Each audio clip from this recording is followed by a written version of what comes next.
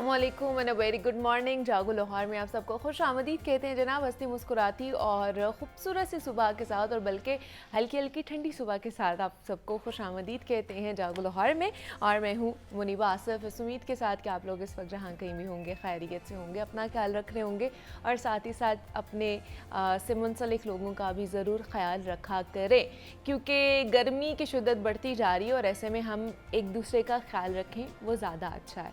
तो आज जनाब हम कुछ बात करेंगे माइंड्स के हवाले से कि हम इसको किस तरह से कंट्रोल में रख सकते हैं। बहुत से लोग ये कहते हैं कि जनाब हम अपने दिमाग को कंट्रोल नहीं कर पा रहे होते और रोज़ाना की जो हैक्टिक रूटीन है उसकी वजह से माइंड जो है वो हमारा टॉक्सिक हो जाता है और हमारा इस पर काबू ख़त्म हो जाता है, कंट्रोल ख़त्म हो जाता है।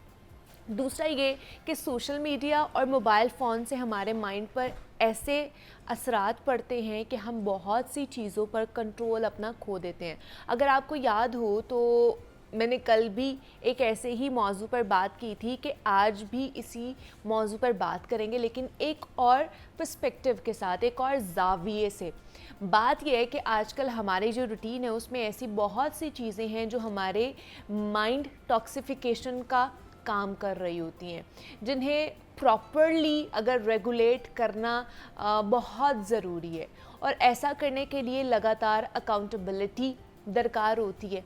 इस हवाले से पहली चीज़ जो हम कर सकते हैं, जो हमारे हाथ में, वो ये है माइंडफुल मेडिटेशन करना, यानी अपने तमाम तर मामलात पर, अपनी ज़िंदगी पर सोच विचार करना, अपने जज्बात और अपने सोचों को गौर से देखना कि किस हालत में आप किस किस्म की बातें सोचते हैं। दूसरा ये कि इससे आपका अपनी सोचों पर एक काबू आ जाएगा। फिर ये भी ज़रूरी है कि आपको अपना दिमाग पढ़ना आता हो। हमें लगता है कि हुनर ये है कि हम औरों का दिमाग पढ़ना सीख लें, लेकिन मेरे नज़दीक ज़्यादा बड़ी बात यह है कि आप अपने दिमाग को पढ़ना सीख लें। और अगर ये कर लेंगे ना तो बाकी किसी के दिमाग को पढ़ना मसला नहीं रहेगा आप लोगों के लिए, क्योंकि तमाम इंसानी जहन एक ही जैसे होते हैं, वो एक ही तरह से काम करते हैं। उसके अलावा रेगुलर एक्सरसाइज करें मूड बेहतर रखने के लिए, या जो एंजाइटी बहुत ज़्यादा फैलती जा रही है हमारी सोसाइटी में उससे बचने के लिए भी ज़रूरी है कि आप रोज़ कोई ना कोई फ़िज़िकल एक्टिविटी ज़रूर करें। हल्की फुल्की वॉक कर लें, अगर आप एग्रेसिवली एक्सरसाइज नहीं कर सकते, हल्की फुल्की वॉक कर लें, बाहर जाके चहलकदमी कर लें, वो भी बहुत ज़्यादा इफ़ेक्टिव होती है। Slow and steady wins the race, हमें पता है, तो इसलिए स्टेप बाय स्टेप होता है सब कुछ और यही आपके लिए एक हेल्दी रूटीन का काम भी करेगी। दूसरा ये कि इससे लगातार आपकी जो स्ट्रेस मैनेजमेंट है वो भी होती रहेगी और आप ओवरऑल एक कंट्रोल की कैफियत में रहेंगे। सच कहूँ तो ये एक पुरसुकून ज़िंदगी का राज भी, आपने ख़ुद भी देखा होगा कि जब हम हर चीज़ से आगाह हों या चीज़ें हमारे कंट्रोल में हों तो एक एतमाद, एक खुशी की कैफियत रहती है हमारे लिए। मगर ऐसा नहीं है कि ये फुल एंड फाइनल है। इसमें दूसरी अहम चीज़ आपके डोपामिन लेवल्स हैं, जो आप बैलेंस ना हो तो भी सुकून नहीं आ सकता है। इनको भी बायोलॉजिकली मेंटेन्ड रखना पड़ता है और इसके लिए अहम यह है कि आप अपनी डाइट को बैलेंस रखें, अपनी स्लीप साइकिल डिस्टर्ब ना होने दें और निकोटीन या उस जैसी एडिक्टिव चीज़ों से दूर रखें।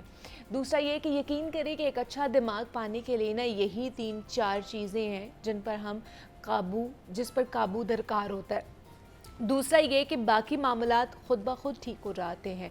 अगर फिर भी आपको मुश्किल हो रही होती है और अपने ऊपर कॉन्टीन्यूस स्ट्रेस जो है ना वो आपको महसूस कर रहे हैं, तो कम अज़ कम एटलीस्ट एक हफ़्ता नेचुरल थेरेपी का निकाल लें और इस हफ़्ते सोशल मीडिया और स्क्रीन से बिल्कुल दूर रहें।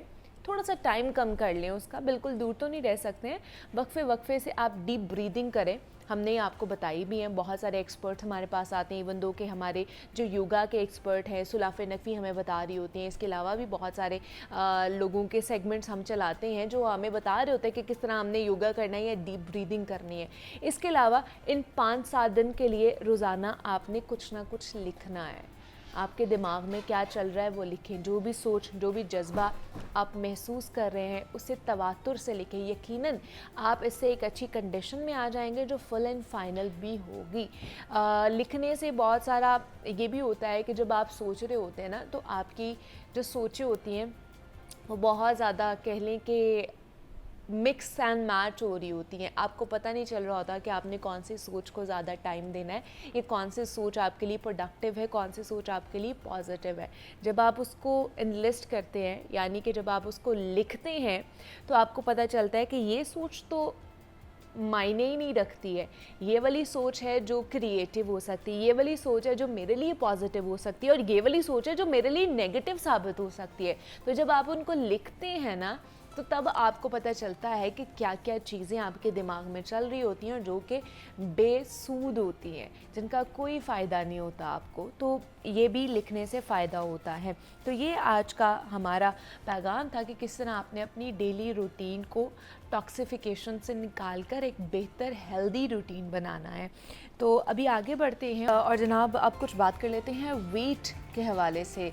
बहुत से लोग हैं जनाब जो वेट कम करने के हवाले से शिकायत कर रहे होते हैं, और पैरेलली अगर देखा जाए तो उनके बरक्स कुछ ऐसे लोग होते हैं जो दुबले पतले होते हैं और उनको मसला होता है कि उन्होंने किस तरह अपना वेट गेन करना है, और वो ये शिकायत करते हैं कि हम जनाब बहुत ही स्किनी हैं, अंडर वेट है और हमारा वेट बढ़ता नहीं है, हम कुछ भी कर लें, हम कुछ भी खा लें, कोई भी जुगाड़ लगा लें। तो ये भी एक कह लें कि कंडीशन हो सकती है आपकी हेल्थ के हवाले से कि आपको बहुत सारे प्रॉब्लम्स भी फेस करने पड़ते हैं अगर आप अंडर वेट भी हो रहे होते हैं।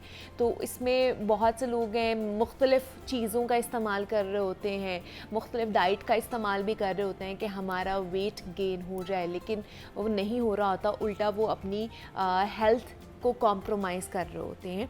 तो मुख्तलिफ़ इश्यूज़, मुख्तलिफ़ प्रॉब्लम्स भी हो सकती हैं। जैसे कि अगर ख़वातीन की बात की जाए तो अगर वो अंडर वेट है, ओवर वेट तो है ही, उसके भी काफ़ी प्रॉब्लम्स, और अगर आप अंडर वेट हैं फिर भी काफ़ी प्रॉब्लम्स आपको फेस करने पड़ सकते हैं। सबसे पहले तो फर्टिलिटी का प्रॉब्लम भी आ जाता है अगर आप अंडर वेट भी हैं। तो आज हम इसी पर बात करेंगे कि healthy ways of gaining weight क्या हो सकते हैं, किस तरह हम घर पे कि हमारा फ़ैट ना चढ़े हमारी बॉडी के ऊपर, लेकिन हम हेल्दी तरीके से अपना वेट गेन करें। इस पर आज हम बात करेंगे। इस पर बात करने के लिए महानूर हारून मौजूद हैं स्टूडियोज़ में, जो कि clinical psychologist, clinical dietitian and nutritionist हैं। महानूर, आपको वेलकम कहते हैं जागो लाहौर में। कैसी हैं आप? मैं ठीक अल्हम्दुलिल्लाह, आप कैसी हैं? मैं भी बिल्कुल ठीक ठाक। मेरे ख्याल से डाइटिशियन साइकोलॉजिस्ट भी होते ही हैं, क्योंकि पहले माइंड रीड करते हैं, काउंसलिंग करके तभी आपको डाइट की तरफ लेके जाते हाँ हैं। तो ये भी होता ही है। अच्छा महानूर, जिस तरह मैंने बात की है कि हम जैसे लोग जिनका वेट गेन हो जाता है जल्दी, हम लोग शिकायत कर रहे होते हैं कि जिन्हें हमारा वेट जल्दी गेन हो जाता है तो हमने उसको बैलेंस करना है। अब हमारे जैसे और भी बहुत से लोग होते हैं जिनका वेट बहुत ज़्यादा कम होता है, अंडर वेट होते हैं, तो उन्हें समझ नहीं आ रही होती कि मुझे लगता है एक तो उनके लिए बड़े ब्लेसिंग भी है कि वो कुछ भी खा ले, उनका वेट गेन नहीं हो रहा होता। ये हम थोड़ा सा पानी भी ज़्यादा पी ले, हमें पानी भी लग जाता है। तो क्या करें, हेल्दी वेज क्या हो सकते हैं आपके वेट गेनिंग के हवाले से? अच्छा, सबसे पहले तो ये है कि जो वेट गेन होता है ना वो ज़्यादा टेक्निकल होता है, वो ज़्यादा मुश्किल होता है as compare to weight loss. अच्छा। जहाँ एक पर्सन जो है वो 3 से 4 महीने में 5 से 6 केजी लूज़ कर लेता है एक हेल्दी डाइट फॉलो करके, वहाँ जो वेट गेन का क्लाइंट होता है वो 3 से 4 महीने में 2 या 3 केजी भी गेन कर ले, वो बहुत बड़ी बात होती है। अच्छा, ओके। और ज़रा सी डाइट में ऊंच नीच हो, वो फिर वेट जो आपने गेन किया होता है वो लूज़ हो जाता है। तो इसमें सबसे पहली तो चीज़ ये है कि वजह जानी जाए कि ऐसा क्यों हो रहा है, होता क्यों है। हाँ। या तो जेनेटिकली आप लीन हो, आपके पेरेंट्स अगर जो है वो लीन है तो ऐसे हो सकता है कि आपकी फ़िज़ीक लीन है। ओके। या फिर कुछ डिजीज़ेज़ हैं जिनमें वेट आपका गेन नहीं होता। जैसे थायराइड का मसला है, अगर आपका ओवर एक्टिव थायराइड ग्लैंड है, जिसपे ओवर एक्टिव थायराइड ग्लैंड में बेसिकली बॉडी में ना थायराइड हार्मोन की प्रोडक्शन एबनॉर्मली ज़्यादा हो रही होती है। अच्छा। उसकी वजह से आपका मेटाबॉलिज्म बहुत ज़्यादा तेज़ हो जाता है और वो आपका वेट लूज़ करवाता है, वेट गेन नहीं होने देता। दूसरी वजह है कि टाइप 1 डायबिटीज़ का अगर आपको इशू है, जी। आप उसका डायबिटीज़ का टेस्ट ज़रूर कराएं। आजकल यंग जनरेशन में भी डायबिटीज़ का मसला बहुत आ रहा है। अगर मदर या पेरेंट्स में से किसी को भी है तो जेनेटिकली आपको डायबिटीज़ का इशू हो सकता है। और अगर ये भी नहीं है तो कुछ लोगों को इमोशनल डिसऑर्डर होता है, ईटिंग डिसऑर्डर होता है। इमोशनल ईटिंग डिसऑर्डर से मुराद ये है कि कुछ लोग तो ऐसे होते हैं ना जिनको स्ट्रेस या डिप्रेशन में बहुत भूख लगती है, तो वो बिंज ईटिंग करते हैं। हाँ। कुछ लोग ऐसे होते हैं जो कहते हैं कि हमें लगता है जैसे खाना ही नहीं हजम हो रहा। अच्छा। हम जो खाते हैं हमें लगता है कि या तो वो बाहर आ रहा है या हमें स्टमक में मसला हो रहा है, हालांकि उनको इंटरनली देखें तो कोई प्रॉब्लम नहीं होती। अच्छा। लेकिन वो इमोशनल डिसऑर्डर की वजह से वो उनको जो है ना वेट साइकोलॉजिकली जो है वो ये मसला होता है, जिसकी वजह से उनको भूख नहीं लग रही होती तो वो सही से खा नहीं रहे होते। ओके। और अगर इनमें से भी कोई मसला नहीं है तो अक्सर अगर आप पूछें कि आप डेली रूटीन में क्या खाते हैं तो बैलेंस डाइट ही नहीं होती। अच्छा। बैलेंस डाइट से मुराद ये है कि मैं हमेशा ये कहती हूँ चाहे वेट गेन हो या वेट लॉस हो, आपकी डाइट बैलेंस्ड होनी चाहिए। ठीक है। कार्ब्स, प्रोटीन्स, फैट्स, ये तीनों चीज़ें आपके मेजर मील्स में, मेजर मील से मुराद है आपके लंच में, आपके ब्रेकफास्ट में, आपके डिनर में इंक्लूडेड होने चाहिए। अच्छा, ठीक है। लेकिन अगर जिनका बिल्कुल भी वेट गेन नहीं हो रहा, बिकॉज मैंने बहुत सारे ऐसे लोगों को देखा है जो बहुत लीन है और वो चाहते हैं कि हमारा वेट गेन हो, और वो जंक फूड भी खा रहे होते हैं, वो बाकी चीज़ें भी खा रहे होते हैं, दूध दही का भी इस्तेमाल कर रहे होते हैं, लेकिन फिर भी उनका वेट गेन नहीं होता है। तो ये क्या जो जेनेटिक में आया हुआ है वो ज़्यादा आपका कह लें कि वो फेस कर रहा होता है आपको? हाँ जी, अगर आप जेनेटिकली लीन हो ना तो थोड़ा ज़्यादा मुश्किल है वेट गेन करना। अब उसके लिए यूजुअली हम रिकमेंड करते हैं कि आप ज़्यादा से ज़्यादा न्यूट्रिएंट डेंस और कैलोरी डेंस चीज़ें लें। अच्छा। न्यूट्रिएंट डेंस, कैलोरी डेंस से मुराद है कि वो चीज़ें जिनमें कैलोरीज तो ज़्यादा हैं लेकिन उनमें न्यूट्रिएंट्स की तादाद भी ज़्यादा है। अच्छा। अब अक्सर लोगों का ये होता है कि अच्छा वेट गेन करना है तो हम बाहर से खा लेंगे, फास्ट फूड खा लेंगे तो वेट गेन हो जाएगा। अब ये मुख्तलिफ बीमारियों की तरफ आपको लेके जा रहा है। अच्छा, हमने कोशिश करनी है कि हमारा मसल मास बढ़े, हमारा मसल गेन हो और हमारा फैट गेन ना हो। अच्छा। तो उसके लिए ये है कि जैसे डेयरी का इस्तेमाल लाजमी, आप अपने तीनों मील्स में डेयरी का इस्तेमाल लाजमी करें। 1 कप जो है योगर्ट का इस्तेमाल आपके ब्रेकफास्ट में भी होना चाहिए, लंच में भी होना चाहिए, डिनर में भी होना चाहिए। ठीक है। शेक्स का इस्तेमाल करें, शेक्स बहुत अच्छे होते हैं वेट गेन के लिए। अच्छा, डेयरी बहुत अच्छा है वेट गेन के लिए। अच्छा। ये बेसिकली जो है इसका ये होता है कि आप इसको किस तरह से यूज़ कर रहे हैं। आप खाली दूध पी रहे हैं वो तो आपको कैलोरीज दे रहा है। अच्छा। लेकिन आप उसको थोड़ा न्यूट्रिएंट डेंस बना के पिए ना, उसमें पीनट बटर आप ऐड कर सकते हैं हाँ कोई भी। बिल्कुल, बनाना और डेट शेक बहुत अच्छा वेट गेनर होता है। अच्छा। मैं यूजुअली रिकमेंड करती हूँ बनाना या डेट्स का शेक बना के पिएं। आजकल मैंगोज आए हुए हैं, मैंगोज का शेक भी पी सकते हैं, उसमें आप नट्स ऐड कर सकते हैं, हनी ऐड कर सकते हैं, तो वो न्यूट्रिशन भी आपकी पूरी हो जाएगी उससे। आपने मजीद एक्स्ट्रा कैलोरीज ऐड करनी है, आप ओट्स का इस्तेमाल कर सकते हैं। आजकल शेक्स के अंदर ओट्स का इस्तेमाल बहुत हो रहा है as a weight gainer. Okay. इसके लेकिन कुछ लोग वेट गेन के लिए, मुझे याद है जो बलाई होती है ना वो भी खा रहे होते हैं, उसके साथ दूध के अंदर डाल के मोटी मोटी सी बलाई ज़्यादा डाल के कि इससे भी हमारा वेट गेन होगा। तो ये सही तरीका है वेट गेन करने का, या इससे और भी बीमारियों की तरफ आप जा रहे होते हैं? नहीं, बलाई तो मैं नहीं जो है वो प्रेफर करती रिकमेंड करना, क्योंकि उससे ये है कि आपको वो सैचुरेटेड फैट जो है उसके अंदर होता है बेसिकली। अच्छा। बलाई के अंदर तो वो एक अनहेल्दी फॉर्म ऑफ फैट है। वो ज़ाहिर है आपको वही डायबिटीज़ की तरफ लेके जाएगा, कोलेस्ट्रॉल इश्यूज़ की तरफ लेके जाएगा। ख़ास तौर पे अगर आप देखें आजकल हर फैमिली में, आप किसी से भी पूछ लें, आप उनसे उनकी फैमिली हिस्ट्री पूछ लें, क्योंकि हमारे पास जब क्लाइंट आता है हम उसकी फैमिली हिस्ट्री लाजमी पूछते हैं। अच्छा। तो आप किसी से भी पूछ लें, या तो उनके मदर या फादर को डायबिटीज़ का मसला होगा या कोलेस्ट्रॉल का मसला होगा, उनको ये मसला है। तो अगर आपकी डाइट बेहतर नहीं है तो आपको भी अर्ली एज में ये मसला हो सकता है। तो हमने, जैसे मैंने पहले भी कहा कि हमने मसल गेन कराना है, हमने फैट गेन नहीं कराना। अच्छा। इसके लिए एक तो ये है कि अपनी नींद भी पूरी रखें, क्योंकि बहुत से आपके bodily functions, important functions, hormones की सिक्रीशन, खासतौर पे मसल रिपेयर आपका नींद में भी होता है। नींद पूरी नहीं होगी, मसल रिपेयर नहीं होगा। इसके अलावा जो है कार्ब्स का इंटेक अच्छा रखें। पोटैटोज़ जो है वो बहुत अच्छा वेट गेन कराती हैं। रोटी चावल जो है वो अपने तीनों मील्स में जो है वो रखें। बिल्कुल। सुबह के टाइम कोई कहते हैं कि रोटी नहीं खाई जाती, आप जौ के दलिए का इस्तेमाल कर सकते हैं, आप जो है ओट्स का इस्तेमाल कर सकते हैं, आप सीरियल ले सकते हैं, होल ग्रेन सीरियल ले सकते हैं। चीनी का इस्तेमाल किसी भी फॉर्म में, मैं कहती हूँ चाहे वेट गेन हो चाहे वेट लॉस हो, अच्छा, चीनी नहीं करना। नुकसानदेह नहीं करना, वेट गेन भी Okay. करना है। हनी का इस्तेमाल करें, हनी Okay. बहुत अच्छे से वेट गेन में हेल्प करता है क्योंकि कैलोरीज ऐड अप कर रहा है। मुझे लगा शायद उनको जो है ना इसकी माफ़ी है कि वो जितना मर्जी चीनी का इस्तेमाल कर सकते हैं, अगर आपने वेट गेन करना है तो उनके लिए ये इजी सीन है। अच्छा, दूसरा मुझे ये बताएं कि अब जैसे फ्रूट्स आए हुए हैं, बहुत सारे फ्रूट्स हैं, इनमें कौन कौन से ऐसे फ्रूट्स हैं जो वेट गेन वाले खा सकते हैं, जो उनके लिए ज़्यादा बेनिफिशियल है? अच्छा, सबसे अच्छे तो ऑप्शन है वाटरमेलन की। अच्छा, वाटरमेलन वाटरमेलन में तो वाटर इतना होता है कि वो हमें ये लग रहा होता है कि वो हम खाएंगे तो हमारा वेट लूज होगा, क्योंकि एक तो वो फाइबर रिच भी होता है, दूसरा उसका वाटर कंटेंट बहुत ज़्यादा है, तो हमें फुलफिल एक फीलिंग ऑफ फुलनेस आती है। फुलनेस आ रही होती है, तो हमें कुछ और खाने का दिल नहीं कर रहा होता। अच्छा, उसमें वाटर कंटेंट और फाइबर बेशक ज़्यादा हाँ। होता है, लेकिन उसमें उसकी नेचुरल शुगर कंटेंट बहुत ज़्यादा होता है। ओके। तो फ्रूट, जैसे फ्रूट्स की अपनी भी शुगर कंटेंट होता है ना, तो उसमें फ्रूट का शुगर कंटेंट जो उस फ्रूट में है वो ज़्यादा होता है। अच्छा। तो जैसे वाटरमेलन हो गया, अक्सर आपने देखा होगा जैसे डाइट्स में कुछ डाइटिशियंस जो है वो मना कर रही होती हैं कि जी वाटरमेलन, मेलन, मैंगो, बनाना, इसे परहेज़ करें अगर आप वेट लूज़ करना चाहते हैं। ट्रू। तो वाटरमेलन का इस्तेमाल आप कर सकते हैं, मेलन का कर सकते हैं। सबसे बेहतरीन तरीका ये है कि आप स्नैक्स के टाइम जो है कॉम्बिनेशन में फ्रूट लें, फ्रूट चाट का इस्तेमाल कर सकते हैं। अच्छा। मैं तो कहूँगी एक इतना आपका साइज़ का बोल हो, मीडियम साइज़ का बोल हो, उसमें कॉम्बिनेशन में फ्रूट्स का इस्तेमाल करें।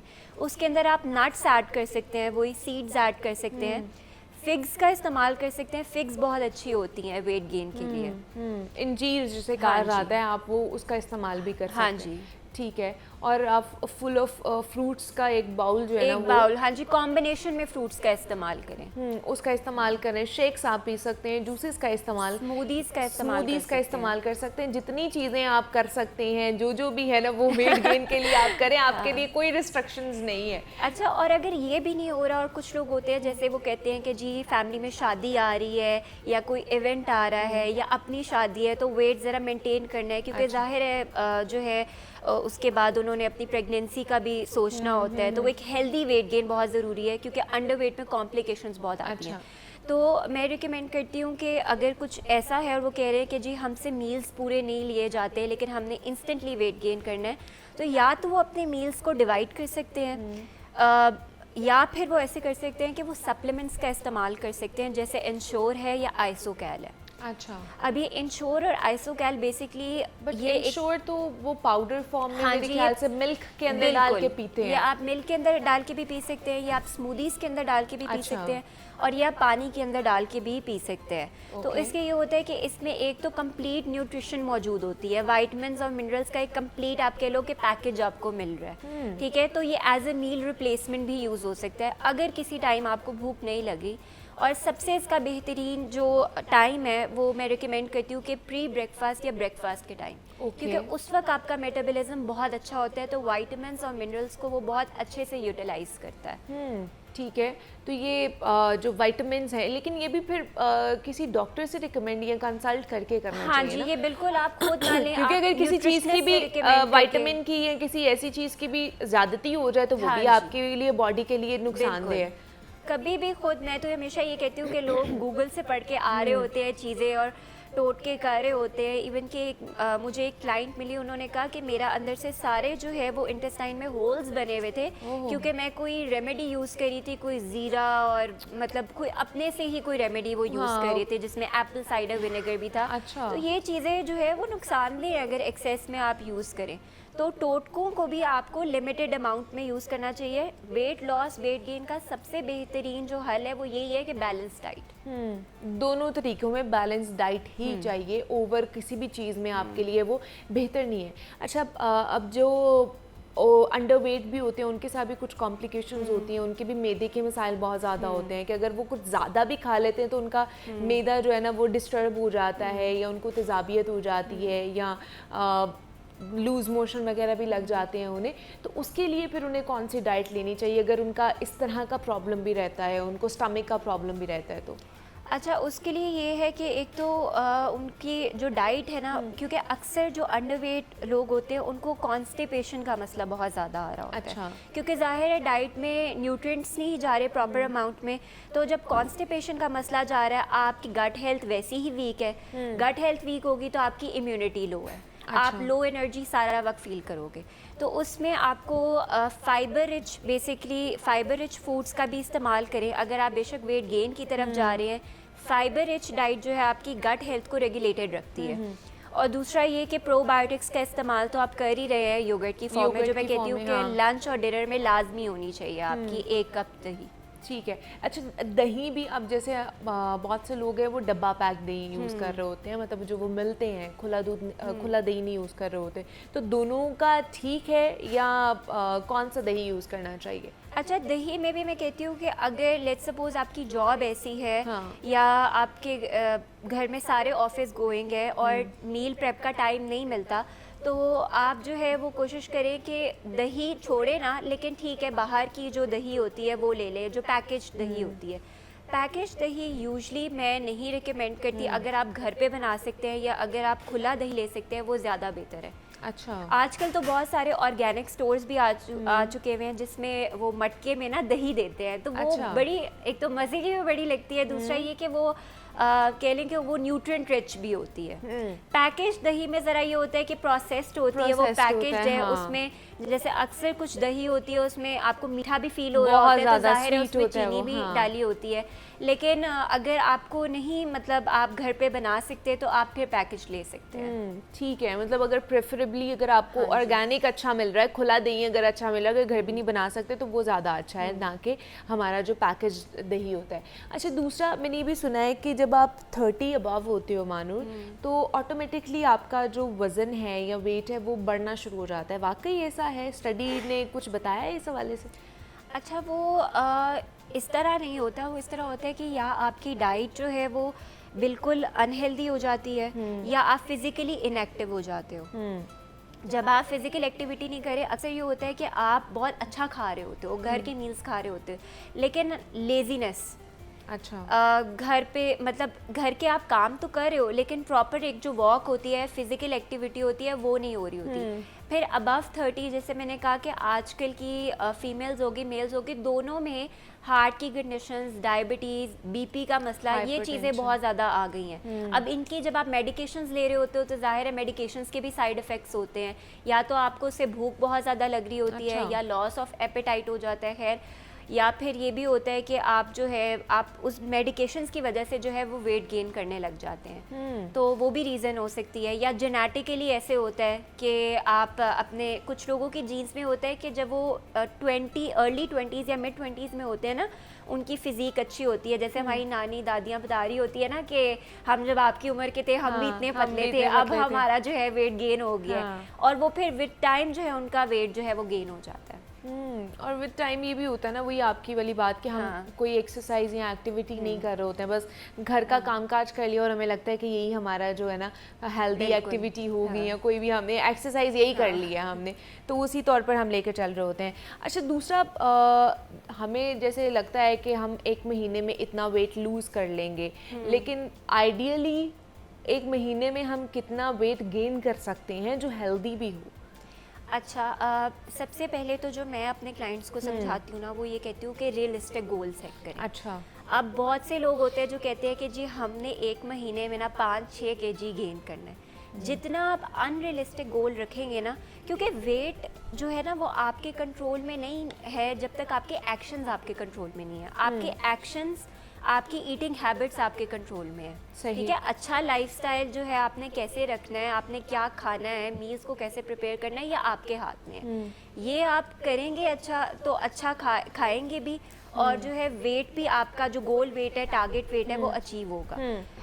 एक महीने में या 2 महीने में, मैं 1 महीने का तो नहीं, जब वेट गेन की बात आती है मैं कहती हूँ कि कम से कम अपने आप को 2 से 3 महीने का दें, क्योंकि अच्छा। मैं उसमें ये भी रिकमेंड करती हूँ कि आप वेट ट्रेनिंग करें, जो लोग अफोर्ड कर सकते अच्छा, हैं। जिम जाने से पर्सनल भी होता ट्रेनर, है? बिल्कुल वेट ट्रेनिंग करें, उससे मसल गेन बहुत अच्छा होता है। ओके। भूख ज़्यादा लगती है, जितनी आप एक्सरसाइज करते हैं आप ज़ाहिर है कैलोरीज बर्न कर रहे हैं, आपकी बॉडी जो है वो कार्ब्स को, प्रोटीन्स को एज अ फ्यूल यूज़ कर रही है। जब वो fuel as a fuel use करेंगे आपको और भूख लगेगी, तो आप ज़्यादा अच्छा खाएंगे, आपका मेटाबॉलिज्म अच्छा होता है। जब एक्सरसाइज के बाद आपको भूख लग रही है, इसका मतलब आपका मेटाबॉलिज्म अच्छा हुआ है, तेज़ हुआ है। अच्छा, अगर मेटाबॉलिज्म स्लो भी हो जाए, क्या हाँ। तब भी ये हो सकता है कि हम लोग वेट गेन नहीं कर सकते या वेट लूज नहीं कर सकते? नहीं, वेट गेन जब हम बेसिकली जब हमारा वेट गेन हो रहा होता है ना, जब हमारा वेट गेन हो रहा होता है या स्टक होता है, इसका मतलब है मेटाबॉलिज्म स्लो है। अच्छा। ठीक है, जैसे मैंने आपको कहा कि अगर कुछ लोगों को थायराइड का इशू होता है, अब उसमें वेट लूज क्यों हो रहा होता है? क्योंकि आपका मेटाबॉलिज्म हाईली एक्टिव होता है, बहुत तेज होता है। ओके। लेकिन मेटाबॉलिज्म हर हाल में मैं कहती हूँ कि आपका अच्छा ही होना चाहिए। उसके लिए आपकी वाटर इनटेक अच्छी होनी चाहिए, फाइबर इनटेक अच्छी होनी चाहिए। चाहे वेट लॉस हो, चाहे वेट गेन हो, सैलड्स का इनटेक, फ्रूट्स का इनटेक लाजमी होना चाहिए। अच्छा, वेट गेन में अब जैसे लोग कहते हैं फिर हम पराठे खाना शुरू कर दें, रोटियां खाना शुरू कर दें, नान खाना शुरू कर दें, इस तरह की चीज़ें, नहारियाँ, पाए वगैरह खाना शुरू कर दें, तो ये ठीक है, ये ठीक हैबिट है इनकी कि नहीं? अच्छा, पराठे की मैं बात करूँ तो मैं रिकमेंड करती हूँ पराठा, कि आप नाश्ते में जो है वो मीडियम साइज़ का या 6 से 7 इंच का जो है वो पराठा जो खा है वो लें। बना लें। उस मक्खन में आप कर सकते हैं, या फिर जो है आप देसी घी में कर सकते हैं। अच्छा। कोशिश, या एक्स्ट्रा वर्जिन ऑलिव ऑयल में भी कर सकते हैं। ठीक है, देसी घी सबसे अच्छा है, उससे आपको विटामिन डी भी मिल रहा है, इम्यूनिटी भी आपकी वो बूस्ट करता है। और जैसे कि मैंने कहा कि वेट लॉस वाले भी, मैंने लास्ट अपने सेशन में कहा था कि वेट लॉस वाले भी देसी घी का इस्तेमाल कर सकते हैं, वेट गेन वाले भी देसी घी का इस्तेमाल कर सकते हैं। सिर्फ क्वांटिटी पे डिपेंड कर रहा है कि आप क्वांटिटी कितनी जो है वो पराठे के ऊपर डाल रहे हैं। लेकिन ज़्यादातर तो हमारे माइंड सेट ये बना ना कि अगर हमने वेट लूज़ करना है तो तब हम देसी घी का इस्तेमाल कर रहे होते हैं, वो भी हल्का सा। नहीं, वेट गेन के लिए भी आप देसी घी का बिल्कुल इस्तेमाल कर सकते हैं। जहाँ बात आती है निहारी और पाए की, आप कभी कभार इसको ले सकते हैं, लेकिन ये नहीं कि हर रोज़। प्रोटीन जो है वो ऑल्दो जैसे यूजली लोग मटन में, बीफ में निहारी बना रहे होते हैं, बीफ और मटन भी वेट गेन के लिए बहुत अच्छा है। अच्छा। प्रोटीन वेट गेन के लिए बहुत अच्छा है, क्योंकि मसल गेन करने में हेल्प कर रहा है। ठीक है, लेकिन ये है कि मॉडरेशन में इस्तेमाल किया जाए। और नान जो है वो क्योंकि वाइट फ्लावर से बनता है, ज़ाहिर है वाइट फ्लावर तो मैं किसी भी सूरत रिकमेंड नहीं करती। अच्छा। वाइट फ्लावर और वाइट शुगर वेट गेन में भी नहीं? वेट गेन में भी नहीं, बिल्कुल। Okay. वो आपकी बॉडी में क्योंकि फैट गेन करवा रहा है, बेली फैट अच्छा। गेन होगा, जाहिर है वो मुख्तलिफ बीमारियों की तरफ लेके जाएगा। हमने उससे परहेज करना है।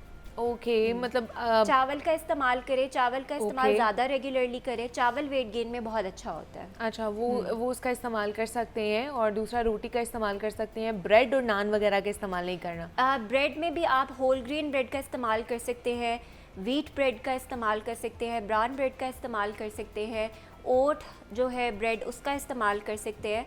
वो आपको क्योंकि फाइबर भी दे रही है, वाइटामिन्स और मिनरल्स भी दे रही है। अच्छा। और अगर आपने जो है एज अ उसको ज़्यादा कैलोरीज बढ़ानी है तो फ्रेंच टोस्ट उसका बना सकते हैं आप। और जैसे मैं कहती हूँ कि अगर आपके पैनकेक्स खाने का दिल कर रहे हैं तो आजकल चले हुए होल ग्रेन बनाना पैनकेक्स। अच्छा। तो होल ग्रेन फ्लावर का पैनकेक आप बना सकते हैं instead of Okay. Using white flower. ठीक है, मतलब डिफरेंट ऑप्शंस हैं आपके पास, आप उसके थ्रू हेल्दी वेट गेन कर सकते हैं, अपनी जर्नी को कंटिन्यू कर सकते हैं। महानूर हारून हमारे साथ मौजूद ही। Mahnoor, thank you so much, आप यहाँ पर आई और हम बात कर रहे थे कि किस तरह हमने हेल्दी वे में अपना वेट गेन करना है। जिनको ये प्रॉब्लम होती है, वेट गेन नहीं हो रहा है, हमारा वेट कम नहीं हो रहा है, तो ये हर जगह ये प्रॉब्लम है। तो यहाँ पे एक छोटी सी ब्रेक लेते हैं, मिलते हैं इस ब्रेक के बाद।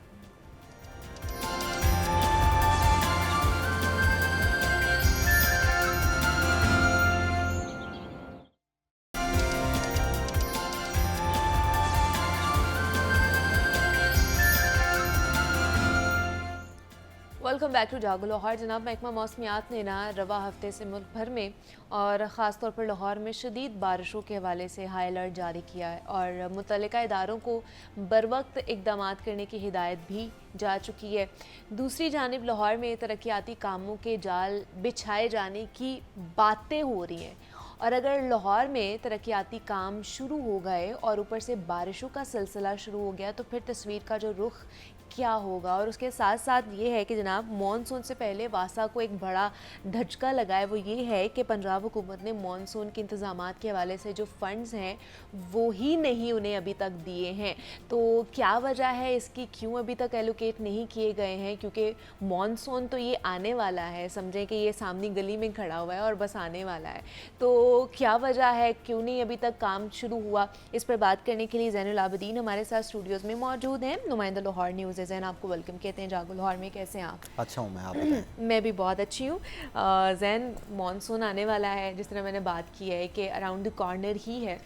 क्या वजह है कि फ़ंड्स नहीं अभी तक एलोकेट किए गए या दिए गए इन लोगों को, वासा को? सबसे पहले तो महकमा मौसमियात की तरफ से जो पेशगोई की गई है उसके मुताबिक कल 28 जून से प्री मानसून की बारिशों का आगाज़ होने जा रहा है।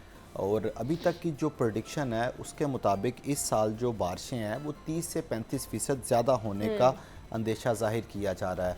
इस वक्त जो मानसून के बादल हैं वो बंगाल में बरस रहे हैं। इसके बाद वो इंडिया के पंजाब में बरसेंगे और फिर उसके बाद वो लाहौर, वस्ती लाहौर और पंजाब के दीगर इलाकों का रुख करना शुरू कर देंगे। तो जो ये मौसमियात के माहिरीन हैं उनके मुताबिक 15 जुलाई के बाद 15 सितंबर तक लाहौर और इसके मुल्हिका इलाकों में शदीद बारिशों की पेशगोई की गई और बाकायदा तौर पर जो मानसून के बादल हैं वो बरसना शुरू हो जाएंगे। अब इस वक्त लाहौर के बासियों के लिए ये इम्तिहान होगा कि जो इस वक्त अब्र रहमत की दुआएं कर रहे हैं कि या अल्लाह मींह बरसा दे, ये जो गर्मी है इससे छुटकारा मिल जाए। आप देखें कि गुज़िश्ता कई दिनों से टेम्परेचर 40 डिग्री से नीचे ही नहीं जा रहा। बिल्कुल ऐसे और अब तो हवा में नमी का तनासुब भी ज़्यादा हो गया, तो बाहर सड़क के ऊपर काम करना तो बहुत मुश्किल हो गया। हब्स की कैफियत है, हाँ। पसीना के रुकने का नाम नहीं ले रहा।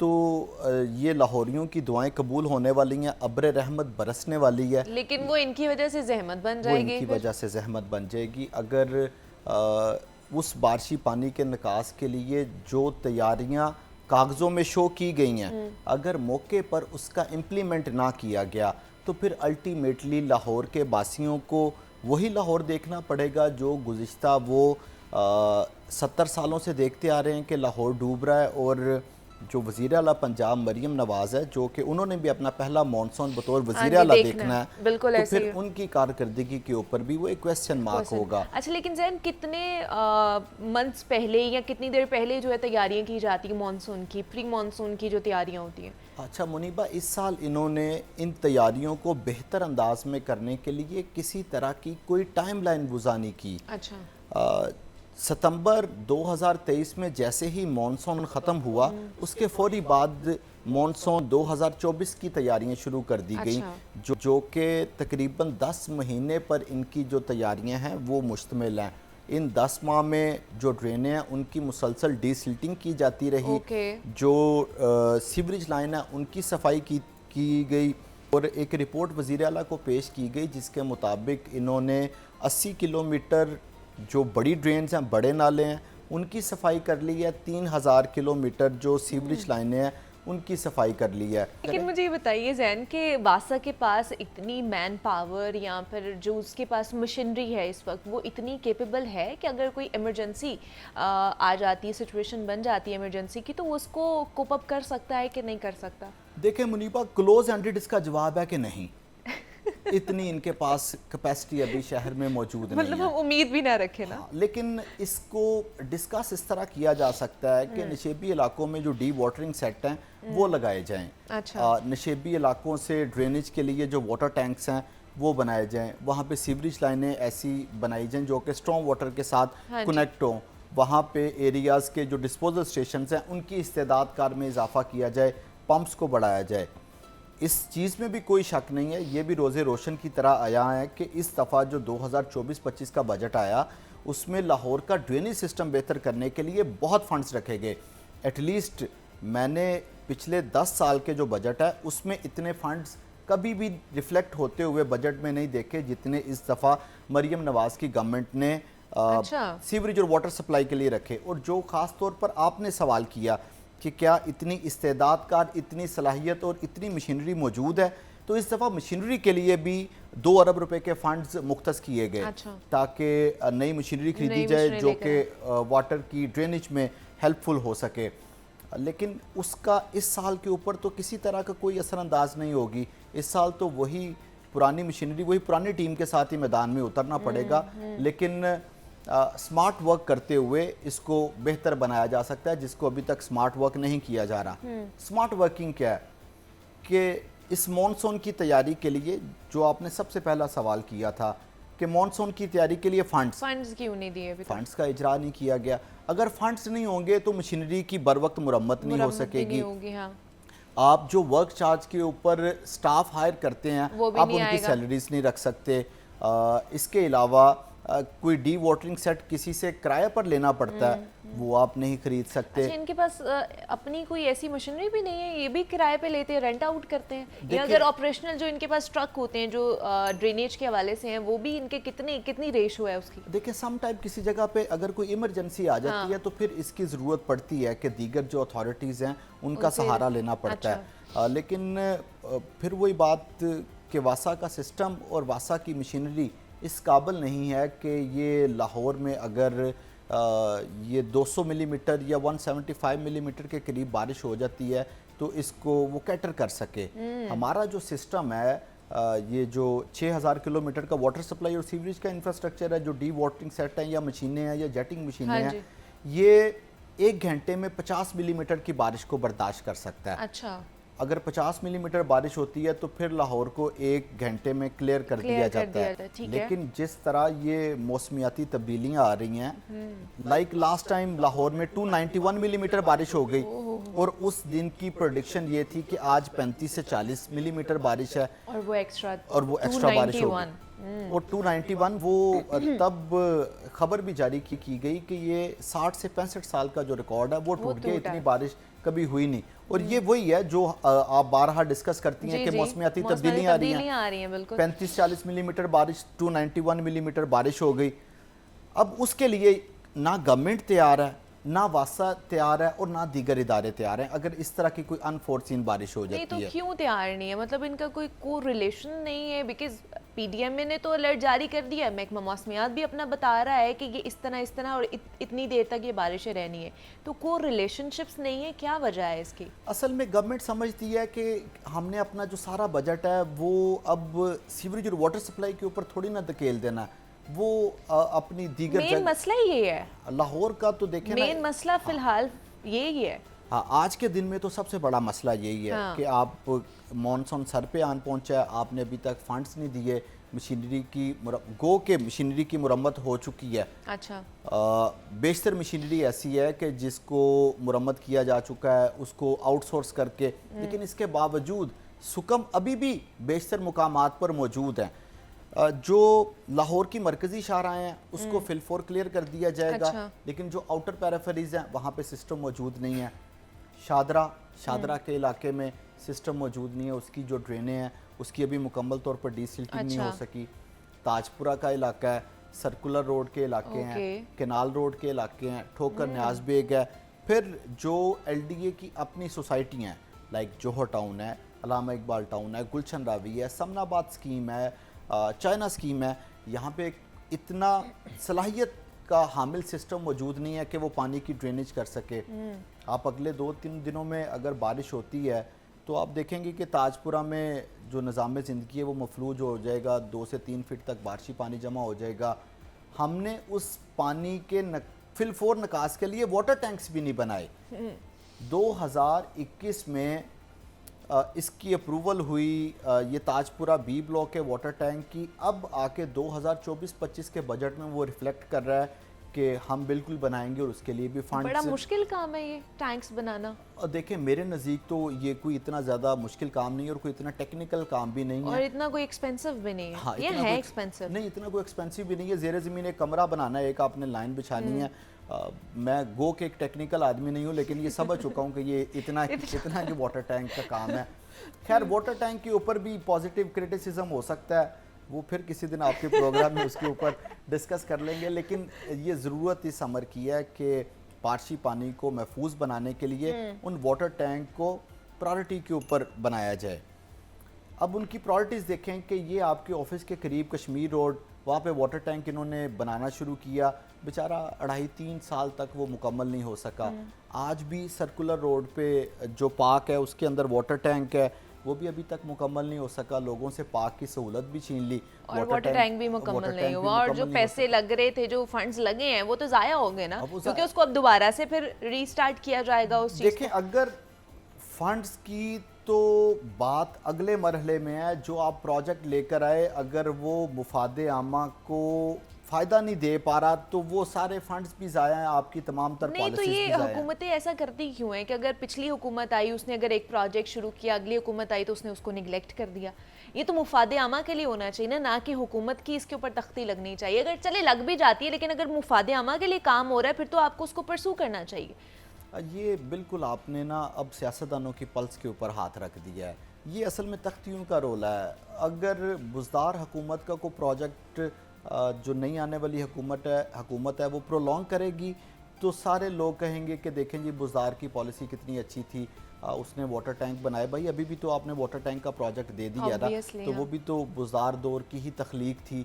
तो मैं आपकी बात से एग्री करता हूँ कि एटलीस्ट जो मुफादे आमा है उसके अंदर ये सियासत को नहीं लाना चाहिए। वैसे आपकी जो सियासी बयान है और जो आपकी शोबदाबाजी है वो आप करते रहें, वो आवाम को खुश करती है, लेकिन जो डिपार्टमेंट की वर्किंग है वो इफ़ेक्ट नहीं करनी चाहिए।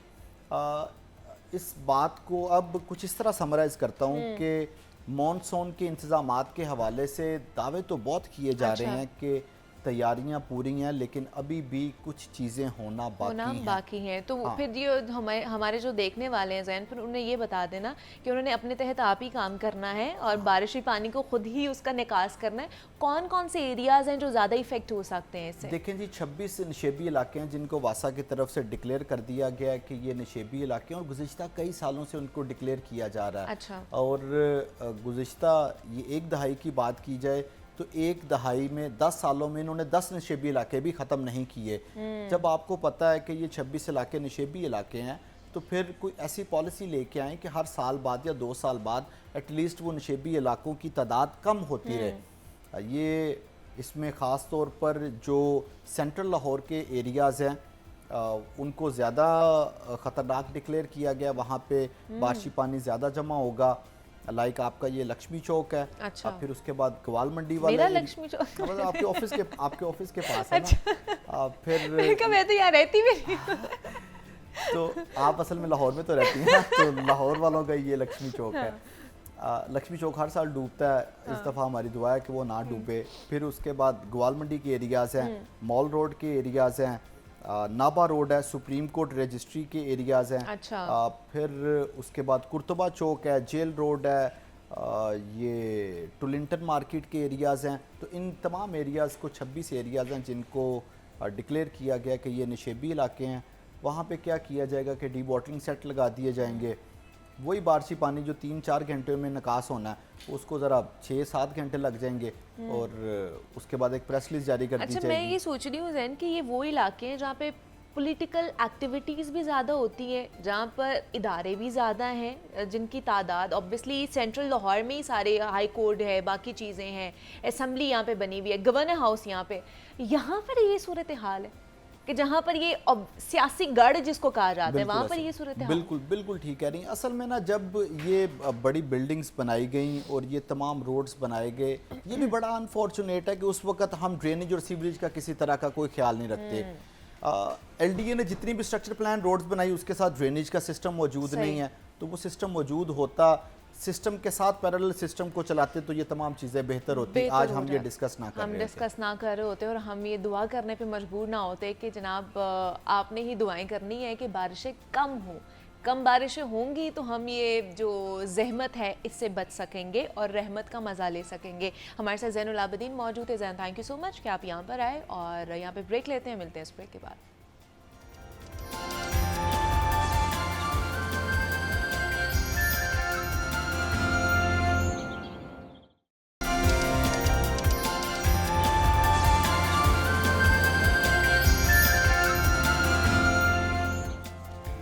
वेलकम बैक टू जागो लाहौर। और जनाब, ये जो हमारा सेगमेंट है ना, ये ख़ास तौर पर स्टूडेंट्स के लिए बहुत ही इम्पॉर्टेंट है, और वो भी बाहर जाने के लिए। जो स्टूडेंट्स गलतियाँ करते हैं ना, आज उसी पर हमने बात करनी है कि वो गलतियाँ क्या हो सकती हैं और क्या होती हैं। आखिर स्टूडेंट्स बाहर ही क्यों जाना चाहते हैं? एक बच्चा 35 से 40 लाख लगाकर बाहर जाता है, तो बाहर कोई दरख्तों पर तो नोट नहीं लगे होते कि जाते ही आपको बाहर से पैसे बरसने लग जाएंगे। आपको बहुत सारे जो फैक्टर्स हैं वो देखने पड़ते हैं। फुटपाथ पर सोना पड़ता है, एक लंबी जद्दोजहद है जो करनी पड़ती है, जो आपका बाहर इंतज़ार कर रही होती है, भूख, मौसम की सख्ती, और सबसे बढ़कर कम तनख्वाह में कई घंटे काम करना पड़ता है, सड़कों पर पार्क्स में सोना पड़ता है। एक रिपोर्ट के मुताबिक 15 लाख अफराद जो गुज़श्ता 6 महीने में मुल्क छोड़कर चले गए। हज़ारों लोग बाहर जाने के चक्कर में माफियाज के हत्थे भी चढ़ जाते हैं। कई तो डंकी लगाने के चक्कर में अपनी जान तक गंवा चुके हैं और अपनी जमा पूंजी भी अलग से लुटा देते हैं। तो वीज़ा क्यों रिजेक्ट होता है? पाकिस्तान में जो नौजवान नस्ल वो भरी पड़ी है, हमारी 60 से 62% हमारी नौजवान नस्ल है पाकिस्तान में, और पाकिस्तान एक ज़रखेज़ मुल्क है। भारत ने भी बहुत सारे ममालिक के लिए अपने जो दरवाजे हैं उन्हें खोले हैं, वीज़ा में उन्होंने नरमी की है। तो पाकिस्तान के लिए कौन कौन से ऐसे ममालिक हैं जिन्होंने रिलैक्सेशन दी है? किन ममालिक में पाकिस्तान के जो स्टूडेंट्स हैं वो बाहर जाने के लिए आसान रास्ते अपना सकते हैं और वहाँ पर वो अप्लाई कर सकते हैं? तो इस पर बात करने के लिए हमारे साथ प्रोफेशनल ही एक जो हमें अच्छी टिप्स दे सकते हैं, जो हमें बता सकते हैं कि इसकी वजह क्या है, क्यों हमारे जो वीज़ाज़ हैं उनको रिजेक्ट किया जाता है। तो इस पर बात करने के लिए आसिम इदरीस साहब हमारे साथ स्टूडियोज़ में मौजूद है, जो कि वीज़ा कंसल्टेंट है। आसिम साहब, आपको खुशामदीद कहते हैं जागो लाहौर में। कैसे हैं आप? अल्लाह का शुक्र, आप ठीक हैं? मैं भी बिल्कुल ठीक ठाक। आसिम साहब, हमारे जितने भी स्टूडेंट्स हैं, ख़ासतौर पर नौजवान नस्ल है, वो यही चाहती हैं कि हम हायर स्टडीज़ के लिए बाहर चले जाएँ, या हम किसी भी तरह हम पाकिस्तान से चले जाएं बाहर।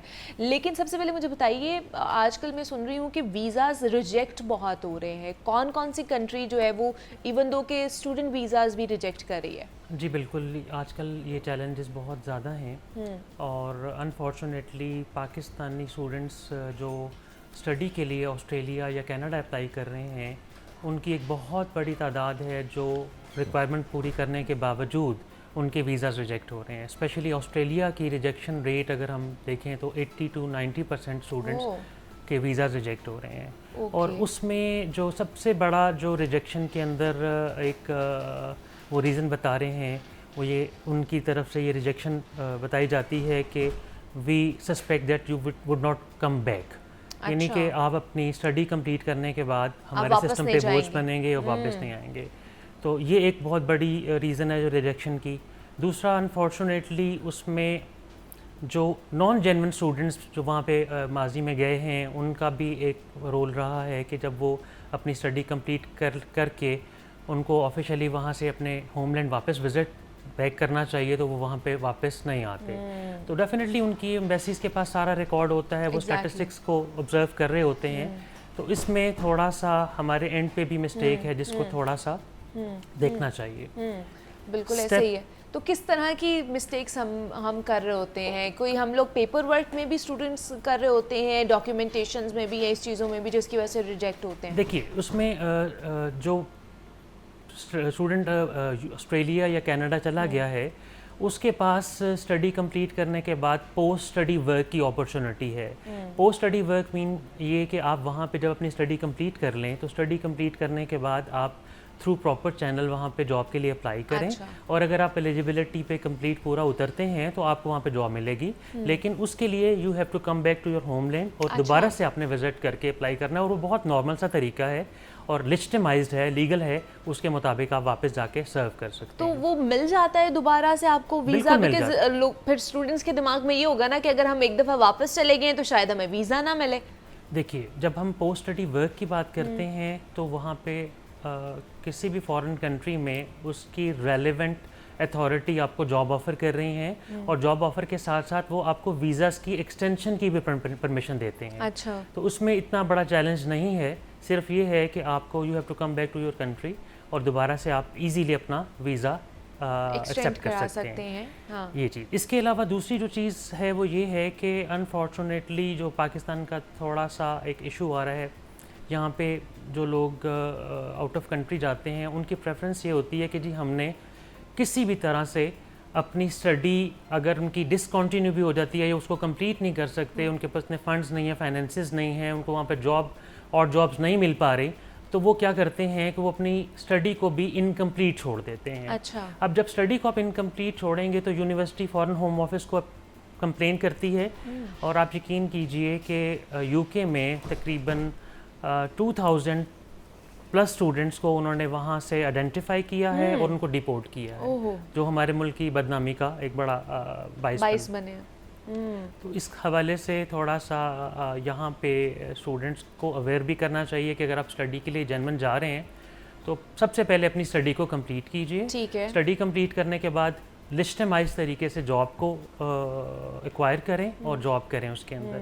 अच्छा, दूसरा फिर ये भी बताएं कि कौन कौन से ऐसी कंट्रीज़ हैं जो अभी भी एक्सेप्ट कर रहे हैं आपके स्टूडेंट वीज़ाज़, या अगर आप अप्लाई करते हैं तो आपको वहाँ से रिजेक्शन नहीं होगी, कहाँ पर हम जा सकते हैं, कौन कौन से वो कंट्रीज़ हैं? अब इस वक्त यूके में थोड़ा सा उन्होंने रिलैक्स किया है और एक बहुत अच्छी अपॉर्चुनिटी जर्मनी के अंदर जो है इंट्रोड्यूस हुई है। उस अपॉर्चुनिटी के अंदर आप जा सकते हैं और ना सिर्फ जा सकते हैं, स्टडी भी कर सकते हैं, स्किल भी अपना इन्हांस कर सकते हैं और जॉब भी अपनी सिक्योर कर सकते हैं। उस अपॉर्चुनिटी का नाम है अपॉर्चुनिटी कार्ड। अच्छा। इस अपॉर्चुनिटी कार्ड के बारे में आपको थोड़ा सा एक्सप्लेन कर देता हूँ। बेसिकली ये पॉइंट बेस्ड सिस्टम है कि आप अगर 6 पॉइंट्स अपने कंप्लीट कर लेते हैं तो आप एलिजिबल हो जाते हैं कि आप जर्मनी जाके जॉब सीकर वीज़ा अवेल कर सकें। उसमें सबसे पहली रिक्वायरमेंट आपकी जो है वो जर्मन लैंग्वेज की है। उसमें जर्मन लैंग्वेज आपको A1 लेवल करना पड़ेगा। साथ आपको आइल्स B1 यानी कि 5.5 से 6 बैंड तक आपको सिक्योर करना होगा। नंबर 3, पाकिस्तानी यूनिवर्सिटी से आपकी 4 ईयर ग्रेजुएशन कंप्लीट होनी चाहिए और आपके पास कोई स्किल होना चाहिए। अच्छा। अगर आप ये सारी रिक्वायरमेंट्स अपनी पूरी कर लेते हैं तो आप इस वीज़े के लिए एलिजिबल हो जाते हैं। अब इसमें दूसरी एक चीज़ है कि आपको एक ब्लॉक अकाउंट ओपन करना पड़ता है 12,300 यूरोस का। ये अकाउंट आप ही के पास मेंटेन रहता है ताकि आप ये शो कर सकें वहाँ जाके आप अपने बेसिक एक्सपेंसेस को मीट कर सकें। इस ब्लॉक अकाउंट से भी आप वेव कर सकते हैं अपने आप को। उसका तरीक़ाकार ये है कि आप पाकिस्तान में बैठ के किसी भी जर्मन ऑर्गेनाइजेशन के अंदर, किसी होटल में, रेस्टोरेंट में, कहीं पे भी जॉब सिक्योर कर लें। और अगर आप ये जॉब सिक्योर कर लेते हैं तो आपका ये जो ब्लॉक अकाउंट वाली जो कंपल्शन है ये रिमूव हो जाएगी और ये बहुत बड़ी अपॉर्चुनिटी है। अच्छा। इस चीज़ का बैकग्राउंड भी थोड़ा सा मैं एक्सप्लेन करना चाहता हूँ कि इसमें सबसे जो अच्छी चीज़ है, अगर आप 1 ईयर 1.5 ईयर जाके यहाँ पे जॉब कर लेते हैं तो आप PR की तरफ जा सकते हैं। और जर्मनी एक इमर्जिंग इकोनॉमी है, बहुत ज़्यादा अपॉर्चुनिटीज़ हैं, बहुत ज़्यादा अच्छे तरीके से लोग वहाँ पे जाके रह रहे हैं, कमा रहे हैं। इवन कि वहाँ पे एंटरप्रेन्योरशिप की बड़ी अच्छी अपॉर्चुनिटीज़ हैं और गवर्नमेंट खुद भी सपोर्ट करती है, लोन भी देती है। अच्छा। लेकिन आपको उस सिस्टम का हिस्सा बनना है। उस सिस्टम ने जो चीज़ें आपको बताई हैं उनके मुताबिक आपने अपने स्किल्स को एनहांस करना है। दूसरी इसमें चीज़ ये है, उसमें कुछ चैलेंजेस भी हैं जो मैं चाहता हूँ इस फोरम से अपने स्टूडेंट्स को या जॉब सीकर्स को गाइड कर सकूँ।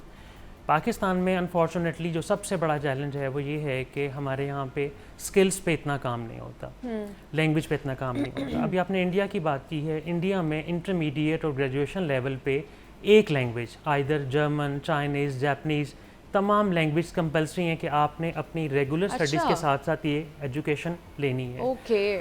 प्लस जो इंटरनेशनली आपके एक्सेप्टेड स्किल्स हैं उनके अंदर इंडियन गवर्नमेंट बहुत सपोर्ट करती है। अब मिसाल के तौर पे नर्सेज हैं, टेक्नीशियंस हैं, मैकेनिकल जॉब्स हैं, इनके अंदर वहाँ पे 3 इयर्स 2 इयर्स के डिप्लोमाज हैं। अच्छा, दूसरा मुझे ये बताइए कि आपने भी बात की कि नर्सेज, और आजकल वैसे भी बहुत ज़्यादा हो रहा है कि मेडिकल से जो वाबस्ता लोग हैं, वो नर्सेज हैं, डॉक्टर्स हैं, टेक्नीशियंस हैं, वो बहुत ज़्यादा उनकी डिमांड हुई हुई है इस वक्त इंटरनेशनली। तो अगर जो हमें देख रहे हैं इस वक्त फीमेल या मेल नर्सेज भी अगर हैं तो वो लोग कहाँ पे अप्लाई कर सकते हैं, जिनके जो उनके लिए अपॉर्चुनिटी वहाँ से वो सीख कर सकते हैं? ये 2023 में यूके ने स्पेशली हेल्थ केयर वीज़ाज़ बहुत बड़े पैमाने पे उन्होंने इंट्रोड्यूस किए थे। उसकी रिक्वायरमेंट भी बहुत नॉमिनल सी थी। उसके लिए आपको आइल्स 4 बैंड के साथ रिक्वायर्ड था। अच्छा। और आपके पास अगर नर्सिंग है 3 इयर्स की या 5 इयर्स की तो आप एलिजिबल हैं। और वहाँ पे उनका जो बेंचमार्क ऑफ सैलरी था, आप हैरान होंगी, वो 2500 जो पाउंड से लेके 3000 पाउंड तक वो लोग अर्न किया। और पाकिस्तान में आप ये अमाउंट सोच भी नहीं सकते। लेकिन अनफॉर्चुनेटली वही फिर चैलेंज है कि हमें उसकी तो अवेयरनेस प्रॉपर नहीं थी, फिर हमारे पास ऐसी फोरम नहीं थी जिस पे उन नर्सिस को ट्रेन किया जाए, उनको इक्विप किया जाए और वो उसके लिए अप्लाई कर सकें। इंडिया ने इसमें बहुत बड़ा अपना कंट्रीब्यूट किया है। और more than 5 to 6 lakh male and female nurses वो चली गई हैं और वो जॉब्स उन्होंने वहाँ पे स्टार्ट कर दी है, कंट्रीब्यूट किया है। प्लस अब ये जिस तरह से जर्मनी में मैंने बताया है, ऐसे फील्ड्स हैं जहाँ पे फौरी तौर पे उनको लोग चाहिए, जिसमें हॉस्पिटैलिटी इंडस्ट्री है, कुक शेफ़ की बहुत बड़ी यानी कि उन पर रिक्वायरमेंट आ रही है। फिर टेक्नीशियंस हैं, मैकेनिकल इंस्ट्रूमेंट के टेक्नीशियंस हैं, इनकी नीड है। इसके अलावा आपके कारपेंटर हैं, टाइल फिक्सर्स हैं। इन सब जो टेक्निकल लोग हैं जो अपनी एजुकेशन के साथ साथ उनके पास मॉडर्न टेक्निक्स का स्किल्स का भी हो, वो इसके लिए एलिजिबल हैं। और मैं फिर रिपीट करूँगा, इसके लिए रिक्वायरमेंट बहुत ज़्यादा नहीं है। थोड़ी सी अवेयरनेस जनरेट करने की बात है कि आपने जर्मन लैंग्वेज A1 स्किल करना है। A1 स्किल भी मैं एक्सप्लेन कर दूँ, ये बेसिक लेवल जर्मन है। आप जब भी किसी यूरोपियन कंट्री में जाते हैं तो वो प्रेफर करते हैं कि उस कंट्री की लैंग्वेज आपको आनी चाहिए, थोड़ी बहुत तो आनी चाहिए कि आपको अंडरस्टैंड हो जाए, अंडरस्टैंड करें। और आपका एम्प्लॉयर भी ये चाहता है कि आप जो कम्युनिकेट कर रहे हैं वो आपका जो वर्कर है उसको अच्छे तरीके से समझ ले, उसको इम्प्लीमेंट कर सके। तो उसके लिए हमारी गवर्नमेंट साइड पे थोड़ा सा ऐसे इंस्टीट्यूट्स ऑलरेडी हैं। सिर्फ वहाँ पे क्या करें कि ऐसे लैंग्वेज कोर्स को, फास्ट ट्रैक लैंग्वेज कोर्स को स्टार्ट करें, उसमें प्राइवेट सेक्टर को भी अपने साथ एंगेज करें। अल्टीमेट ऑब्जेक्टिव है कि पाकिस्तान की यूथ का और अनएम्प्लॉयमेंट को हम कैटर कर सकें और लोगों को अच्छी जॉब्स मिल सकें। अच्छा, ये तो आपने जर्मनी के हवाले से आसिम साहब बताया ना कि वहाँ पर ये अपॉर्चुनिटी निकली है। जर्मनी के अलावा भी कोई कंट्रीज़ हैं जहाँ पर अपॉर्चुनिटीज़ हैं, जहाँ पर अगर वो लोग वीज़ा अवेल करने की कोशिश करते हैं तो उनको मिल जाता है, रिजेक्ट नहीं होता? जी बिल्कुल। एक प्रोग्राम है कोरिया का, दैट इज़ स्किल्ड वर्कर्स। वो government of Pakistan overseas employment corporation पिछले 10-15 साल से कर रहा है और उसमें बहुत बड़ी पाकिस्तानी कम्युनिटी जाके सर्व करती है। उसके लिए भी कोरियन लैंग्वेज का KLT टेस्ट आपको पास करना है। और you will surprise to know उसमें भी बहुत हैंडसम सैलरी है। इट्स अराउंड $1800 और उसमें मेडिकल फैसिलिटी भी देते हैं, सम टाइम आपको वो रेजिडेंस भी देते हैं। इसके अलावा मैंने जापान का किया, जापान में अपॉर्चुनिटीज़ मिलती हैं। अच्छा। यूरोप के अंदर रोमानिया में पिछले दिनों अपॉर्चुनिटीज़ आई हुई थी। अपॉर्चुनिटीज़ वर्ल्ड ओवर मिलती रहती हैं। बस क्या है, इसकी अवेयरनेस गवर्नमेंट लेवल पे भी, प्राइवेट लेवल पे भी थोड़ा सा जनरेट करें। आपके प्रोग्राम के तवस्सुल से भी लोगों को पता चलता रहता है, तो इसकी अवेयरनेस जनरेट करनी है। देखिए, पाकिस्तान की इकॉनमी के जो हालात हैं, यहाँ पे हम एक लिमिटेड अपॉर्चुनिटीज़ क्रिएट कर सकते हैं।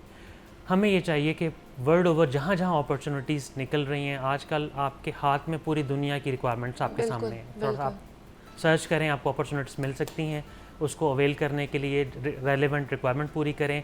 एम्बेसीज़ के साथ ऐसे MOU साइन करें जिनके अंदर हम लोग उस कंट्री की रिक्वायरमेंट के अंदर अपनी HR की पूरी एक डाटाबेस उनसे शेयर करें कि इन फील्ड्स में इतने लोग हैं, हम आपको दे सकते हैं, इतने लोग हैं जिनके पास ये स्किल्स हैं, तो डेफिनेटली उसको कैटर किया जा सकता है। ये तो गवर्नमेंट टू गवर्नमेंट लेवल पर हो सकता है ना कि हमारी गवर्नमेंट इतनी एफिशिएंटली काम करे तो फिर ये चीज़ें हैंडल की जा सकती हैं।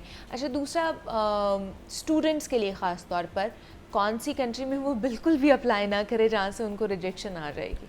बिल्कुल भी अप्लाई सोचे भी ना उसके बारे में। अच्छा, अब देखिए, इसमें 100% वीज़ा रिजेक्शन को तो मैं नहीं कहूँगा कि होगी। मिसाल के तौर पे आप ऑस्ट्रेलिया में रिजेक्शन बहुत ज़्यादा हो रही है, लेकिन फिर भी वीज़ाज़ लग रहे हैं। अच्छा। उनकी जो यूनिवर्सिटीज़ हैं उनके लिए एशिया एक बहुत बड़ी मार्केट है, क्योंकि यहाँ से वो अच्छा रेवेन्यू अर्न करते हैं। यहाँ के स्टूडेंट्स फुल फ़ी पे करके वहाँ पे पढ़ते हैं।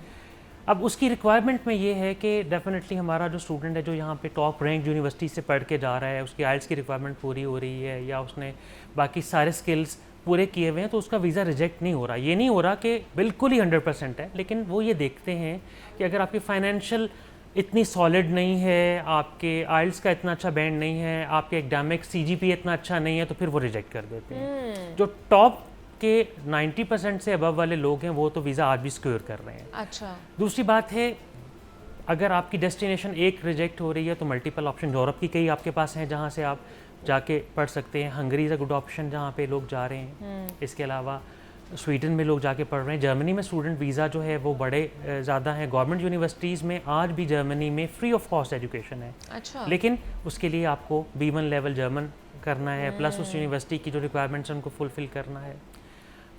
बाकी हमारे स्टूडेंट्स को यूनिवर्सिटी के फाइनल सेमेस्टर्स में गवर्नमेंट साइड में या प्राइवेट साइड में अवेयरनेस के सेशंस मिलने चाहिए उनकी टॉप मैनेजमेंट की तरफ से कि जी अगर आप आउट ऑफ कंट्री जाना चाहते हैं तो आपके लिए ये रोड मैप है, इस रोड मैप को फुलफ़िल करें और आप अपना वीज़ा इजीली अचीव कर सकते हैं, अवील कर सकते हैं। अच्छा, ये तो चले स्टूडेंट्स की बात होगी ना। अब थोड़ा सा जिन लोगों ने PR अगर लेनी है या वहाँ जाके सेटल होना है, उनके लिए क्या सजेशन है आपकी? वो कहाँ कौन सी कंट्री में जा सकते हैं PR के लिए? PR में जो है ऑस्ट्रेलिया एक बहुत अच्छी डेस्टिनेशन है। जब मैं शुरू में आपको बता रहा था कि अपनी स्टडी कंप्लीट करने के बाद वहाँ पे PR के लिए अप्लाई कर सकते हैं और PR वहाँ पे अप्लाई करना बहुत आसान है। अच्छा। अगर आपने वहाँ पे अपनी एजुकेशन कंप्लीट की है या जॉब सिक्योर की है तो आप अपनी 5 ईयर्स के बाद PR के लिए लेजिटिमाइज्ड हो जाते हैं। इसके बाद कैनेडियन इमिग्रेशन है, उसके अंदर बहुत ज़्यादा पाकिस्तानी बच्चे डॉक्टर्स, इंजीनियर, चार्टर्ड अकाउंटेंट्स जाते हैं और PR वहाँ पे अपनी अचीव कर सकते हैं। तो उसमें ये 2 डेस्टिनेशन है, प्लस इसके अलावा जर्मनी के अंदर भी जो अपॉर्चुनिटी कार्ड है इसमें 5 ईयर्स करने के बाद आप PR के लिए एलिजिबल हो जाते हैं। तो PR जो है ये कोई बहुत बड़ा चैलेंज नहीं है, सिर्फ ये है कि आपने सर्टन लाइन ऑफ एक्शंस को लेते हुए अपनी एजुकेशन को कंप्लीट करना है, अपनी जॉब की रिक्वायरमेंट्स को पूरा करना है, अपने आवर्स और अपनी ड्यूरेशन कंप्लीट करनी है, आप PR के लिए एलिजिबल हो जाते हैं। अच्छा, और इन दोनों फील्ड्स के लिए आपके पास कितनी अमाउंट होनी चाहिए जो आपको शो भी करानी है, और इतनी होगी तो आप वहाँ जाके या तो PR सीख कर सकते हैं या फिर आप स्टूडेंट वीज़ा वहाँ पे अवेल कर सकते हैं? देखिए, स्टूडेंट वीज़ा की जो रिक्वायरमेंट ऑस्ट्रेलिया या UK की है, आप मिनिमम जो अच्छी यूनिवर्सिटी की फ़ी ब्रैकेट स्टार्ट होती है वो 5 मिलियन to 8 मिलियन पाक रुपी से स्टार्ट होती है। इसके बाद आपने जब एजुकेशन कंप्लीट कर ली और एजुकेशन के साथ साइमल्टेनियसली आप वहाँ पे जॉब भी करते हैं और जॉब करने के साथ आप वहाँ पे definitely with the passage of time अपनी जॉब ब्रैकेट को इम्प्रूव भी कर लेते हैं। तो ये एक्सपेंसेस नॉर्मली जो पाकिस्तान के स्टूडेंट्स का एक सिस्टम है, फर्स्ट ईयर की एजुकेशन के एक्सपेंस वो पे करते हैं, बाकी उसके बाद वो सिस्टम का हिस्सा बन के वहीं से रेवेन्यू जनरेट करते हैं और अपनी एजुकेशन एक्सपेंस को भी मीट कर लेते हैं और अपनी फर्दर जो वहाँ पे अपनी जो डेली एक्सपेंसेस उनको भी मीट करते हैं और सर्टन टाइम कंप्लीट करने के बाद वो PR भी ले लेते हैं। PR के लिए अलग से कोई पैसे नहीं चाहिए, आप वहाँ पे जाके अपना टाइम कंप्लीट करें, अपना जॉब कंप्लीट करें, जॉब का टाइम, उसके बाद आप PR ले सकते हैं। लेकिन अगर पाकिस्तान में बैठे हुए कोई लोग अगर PR सीख करना चाह रहे हैं, PR अवेल करना चाह रहे हैं, तो उनके लिए क्या है? PR ऐसे डायरेक्टली नहीं होगी। अच्छा। PR के लिए डेफिनेटली आपको किसी भी कंट्री के जो सर्टन लॉज हैं उनकी टाइम स्पेंड करने के लॉज हैं वो कंप्लीट करने पड़ेंगे, देन उस टाइम को कंप्लीट करने के बाद आप PR कर सकते हैं अप्लाई। अब जर्मनी के अंदर जो PR का कानून है, ये जो मैं आपको अपॉर्चुनिटी कार्ड का बता रहा हूँ, इसमें आप अपनी जॉब कंप्लीट करने के बाद 3 ईयर के बाद आप PR के लिए एलिजिबल हो जाते हैं और PR आपको मिल जाती है तो आपको वो सारे राइट्स मिल जाते हैं जो वहाँ के सिटीज़न को, जो वहाँ के एक सिटीज़न को, एक शहरी को मिल रहे होते हैं, तो आप वहाँ पे उस कंट्री के शहरी बन जाते हैं बेसिकली। तो ये सारी चीज़ें थी जो हमने डिस्कस की हैं और आसिम इदरीस हमारे साथ मौजूद थे, वीज़ा कंसल्टेंट हैं और अगर आप भी कोई कह लें कि हेल्प सीख करना चाहते हैं तो आप इनसे कांटेक्ट कर सकते हैं। आसिम साहब, बहुत शुक्रिया आपके वक्त का कि आप यहाँ पर आए। स्टूडेंट वीज़ा के हवाले से हमने बात की है, स्टूडेंट्स क्या क्या गलतियाँ करते हैं और जिसकी वजह से ये रिजेक्शन हो रही है और कहाँ कहाँ अब वो अप्लाई कर सकते हैं जहाँ पर उनको वीज़ा मिल सकता है, उस पर हमने बात की है। मुझे इजाज़त दीजिए, अपना बहुत सारा ख्याल रखिएगा। अल्लाह हाफ़िज़।